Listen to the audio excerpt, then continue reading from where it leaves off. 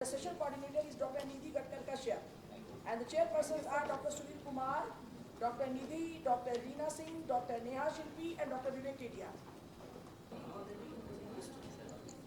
Dr. Rajesh Sinha has been introduced.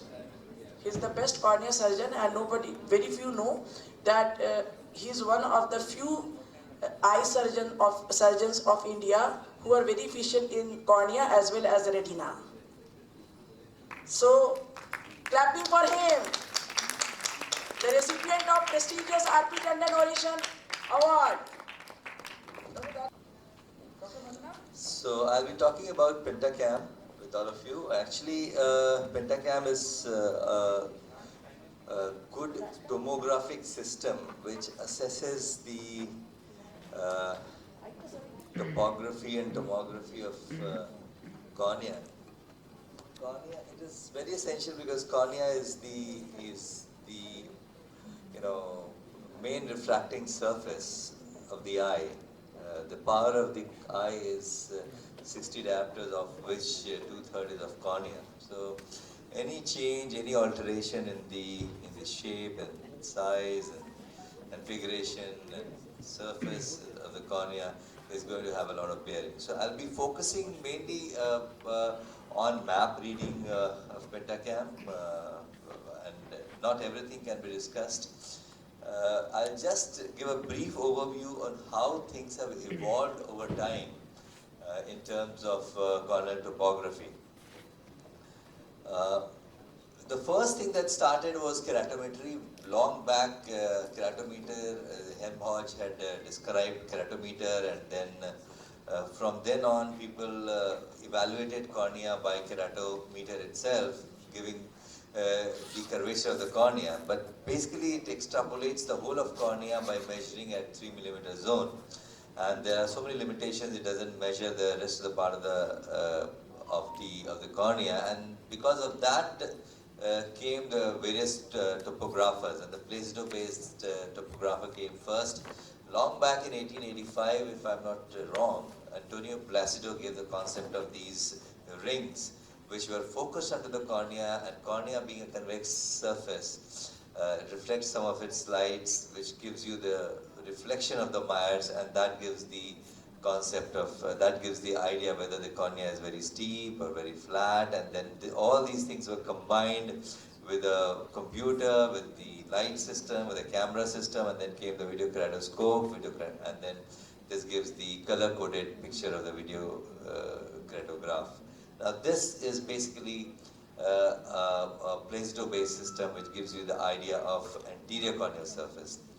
Now after that, when LASIK came into practice, people started working on anterior and posterior surface, and then came the tomographers. The first one was OPScan, which was based on slit scanning system, wherein multiple slit sections are made, and that detects the anterior posterior surface of the cornea.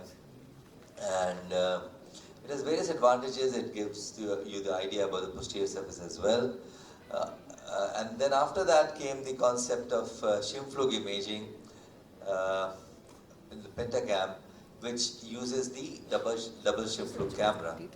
Now, the Pentacam is now considered as the most accurate because it has a double rotating Scheimpflug camera, and in OPScan, multiple sections were made, so there is no common point. You make multiple sections, but there's no common point. And in saccadic eye movement, you can have skip areas. But rotating Scheimpflug camera covers the whole of the cornea, and there are common points, and that's why it gives you a better idea of the corneal tomography or corneal topography. Now, what we have to understand, I'll just skip all these things and go to the map of a Pentacam.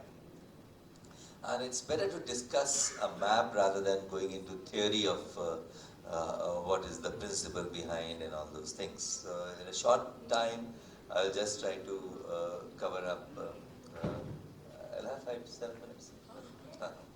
Okay, so I'll just cover up how to do map reading. Now this you can see here. This is a Pentacam map. Now just increase the blind illumination. Yeah. Now the first thing that we have to see is that this is QS on the up right, if you can see here, this is quality specification. And if it is written OK, as it is written here, it is written OK. This means, so if it is written OK, this means that this map is reliable and you can read this map and interpret based on this map. The second thing is Q value. Now, Q value is the asphericity of the cornea. Normally, cornea is prolate. Prolate means central is steep and the periphery becomes flatter. Now, God has been kind to us to make the cornea prolate like this. Why? Because if it is a total sphere, then the peripheral rays would have been focused differently, not at the macula, not at the fovea. And that would have resulted in a lot of spherical aberration. So that is why the peripheral part of the cornea has been made a bit flatter. And this is the aspheric shape of the cornea. And this is called a prolate cornea. The central part is steep and the peripheral is flatter. Now, this prolate cornea has a Q value. If you just can remember this much, the Q value is, normal Q value is minus 2.7, minus 0.27 to minus, say, 0.4. Less than minus 0.5 is considered as still considered in the normal range. Now you can see here the Q value is showing minus 0.34. This means that this is a prolate cornea. Many times you will get cases, there are various ways to say whether a patient has undergone a refractive procedure. A patient is sent to you from railways or from some other departments to tell us whether the patient has been operated or not, whether any refractive procedure has been done or not. Now, if you can see the flap, you can very well say that, okay, the LASIK has been done. If you can see a marked small pocket, okay, smile has been done. But if PRK has been done, it is very difficult to say because you don't see a flap. Now here you have to understand that whether this cornea is prolate or oblate. And proper prolate in the normal range or not. And that also gives you an idea that if it's a prolate cornea, this means that the central ablation has not been done. Or if it is too prolate, this means whether the patient has been operated earlier for hyperopic refractive error. So this is again a good tool to say that yes, this patient has undergone a refractive procedure or has not undergone a refractive procedure. So this is one of the tools. I will come to other tools as well. And of course, also to know whether the patient is having any corneal ectasia. Like if somebody is having keratoconus, the Q value will go beyond minus 0.5. It will be minus 0.75, maybe minus 1, minus 2, depending upon the severity of keratoconus. And as it comes towards 0 and plus, it means that it is an oblate cornea. So somebody who has been operated like for myopia, say minus 3 diopter myopia was there, PRK has been done. When you will see the Q value, this Q value will be close to 0 or maybe to S plus. So that is one indicator which tells you that this patient has undergone a refractive procedure, or this patient, what kind of a refractive error this patient has, what kind of an aberration this patient has. The second thing, after this we will see the K1 and K2. The K1 is the keratometry, this is the simulated keratometry in the horizontal meridian. This is 41.3 and this is 42.5. So horizontal and vertical meridian, this is the mean value and this is the astigmatism and this is the axis. So minus 1.2 diopter of astigmatism, 17.3 diopter degree is the axis. Then this is the back surface of the cornea, and then you see the pachymetry. In pachymetry, you just see whether the thickness of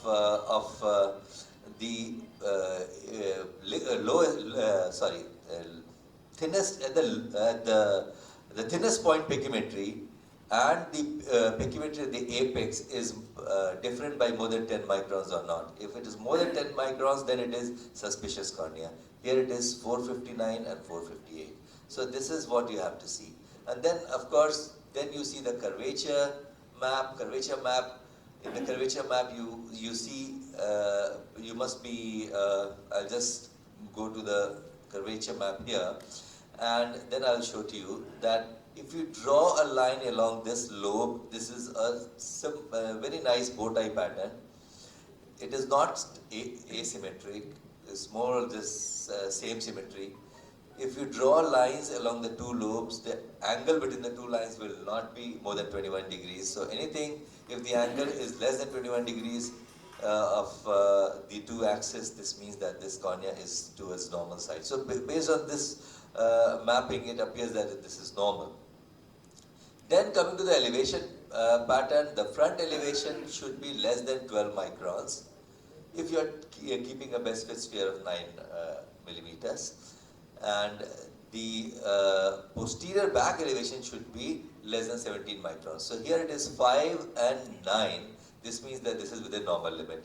And at the same point, if the difference between the anterior and posterior elevation is more than 5, then that is again a suspicious cornea. So these are some of the things that we have to remember, and based on this map appears to be normal. Not going into too much of details of this. Another thing that Pentacam gives you, because it's a tomographer, comments about the thickness and the thickness change. What happens in keratoconus? There is a definite relationship between the peripheral part of the corneal thickness and the central part of corneal thickness. The peripheral part of the cornea is 800 microns and the central part is 500 microns. Now, what happens in keratoconus? The central part becomes very thin. Central or paracentral becomes very thin. The peripheral remains the same. So, the relationship between the thickness of the central part and the peripheral part changes significantly in keratoconus. There is a graph that is drawn showing the relationship of the thickness of the central part of the cornea towards the peripheral part. If in cases of keratoconus, the difference will be huge because the central part will be something around say 400, peripheral part will be 800, while in normal individuals it will be something about 525, 550, and the peripheral will be 800. So this gives, this is again a very important parameter. Again at 5 millimeter circle, if the difference of pachymetry, inferior and superior, keratoconus is again a disease of asymmetry. Asymmetry in this, between the superior and inferior part of cornea, asymmetry between the two eyes. So if the thickness, inferior and superior asymmetry is more than 30 microns in one eye, or between the two eyes, if at the same point the thickness difference is more than 30 microns, that is again a suspicious cornea. Another index which one should remember is the pachymetric progression index, and one should just remember that if the normal value is less than 1.2, if it is more than 1.6, it is abnormal.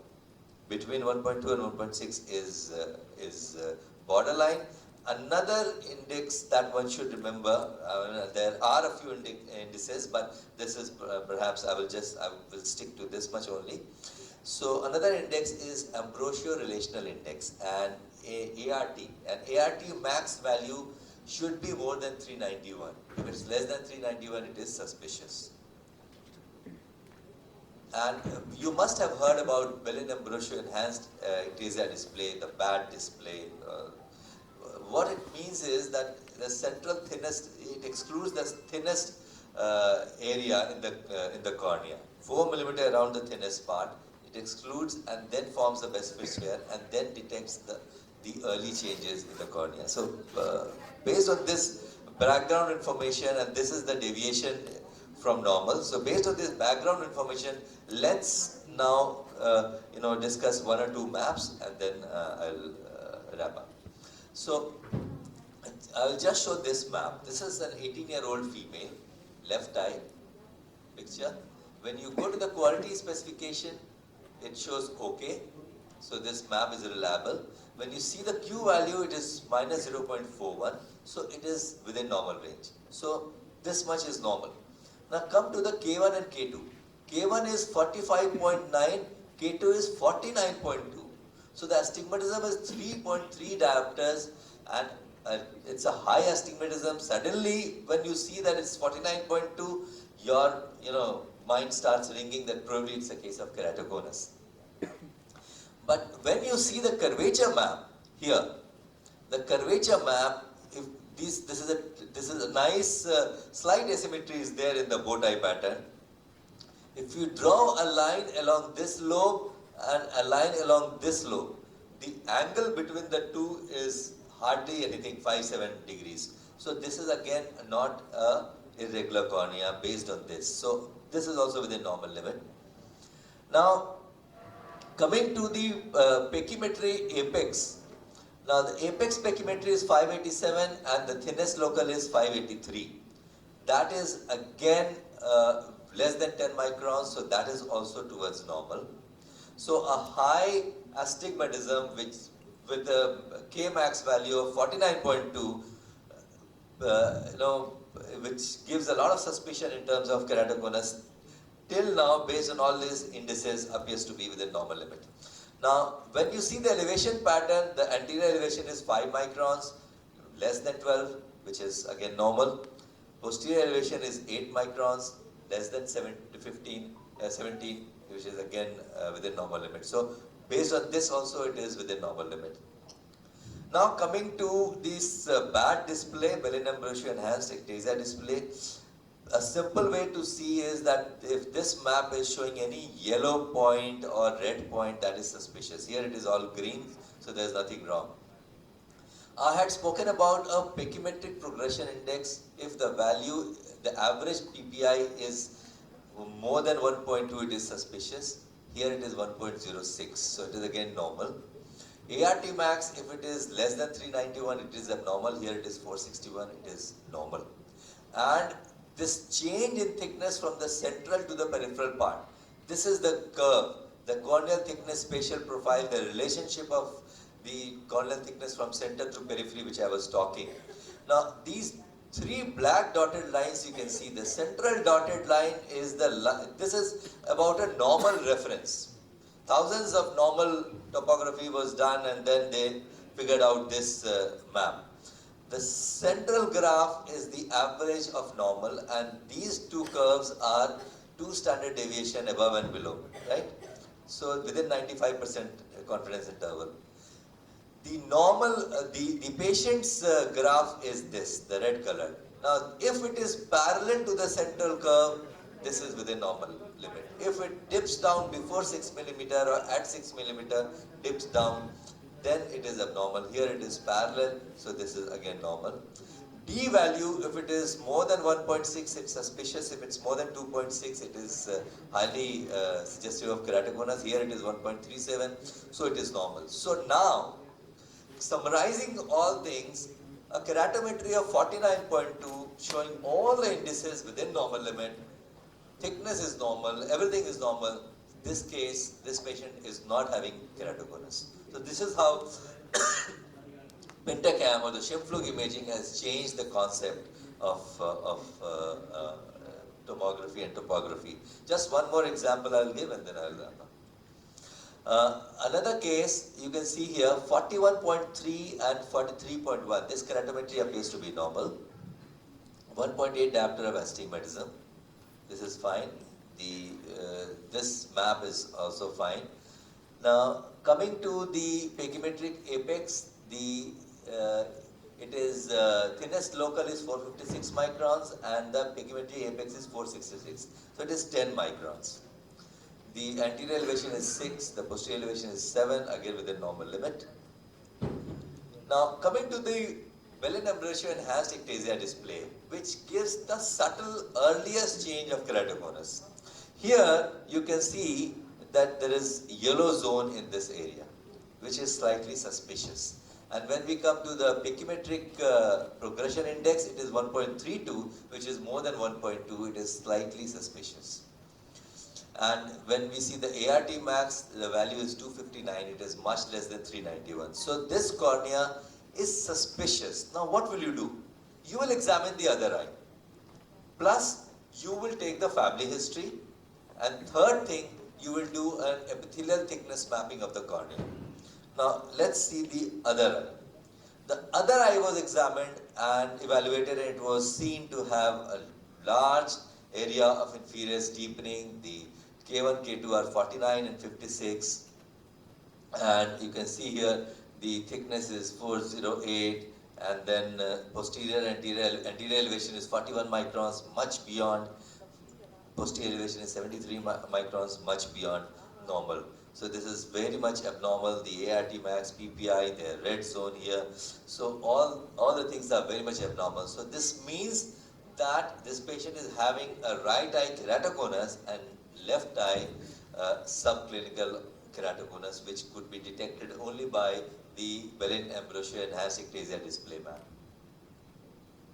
So this is, and while when you examine this patient earlier, the one eye, the left eye shows keratometry of 41.3 and 43.1, based on which you will never suspect a case to have keratoconus. So this is the advantage of this map. And as I said, that if there is any doubt, you should take family history, you should evaluate the other eye, and you should do the epithelial thickness mapping by Fourier domain OCT. In epithelial thickness mapping, if the inferior part of the cornea is showing thinning, significant thinning in comparison to the superior part or the central part, this is suspicious of, this is a suspicious cornea. This means even if the pentacam does not have a definite, parameter suggesting keratoconus, this patient should not be, subjected to corneal laser procedure, LASIK or any procedure. And this patient should be followed up. His family should be evaluated to look for any change. Now this is one eye, the other eye also is showing that the thickness is 49. Normal thickness of the corneal epithelium is around 60 microns. So here you can see 56, 58, 60, but here it is 49, 48. So this means that, and that is inferior thinning. Then you have to look for the family history, etc. And we should wait and observe this patient for some more time.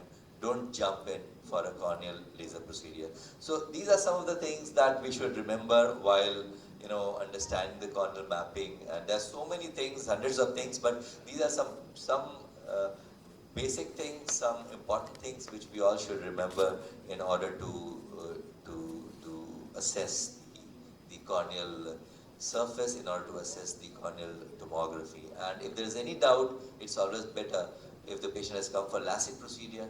If there's any doubt, it's better to observe for some time, defer surgery, and see how it behaves 6 months or 1 year later. So thank you very much for your patience.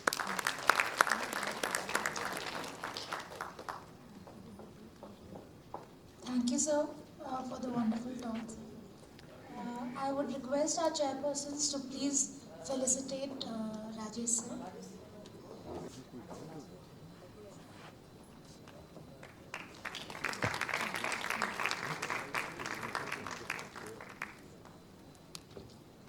I would request sir to please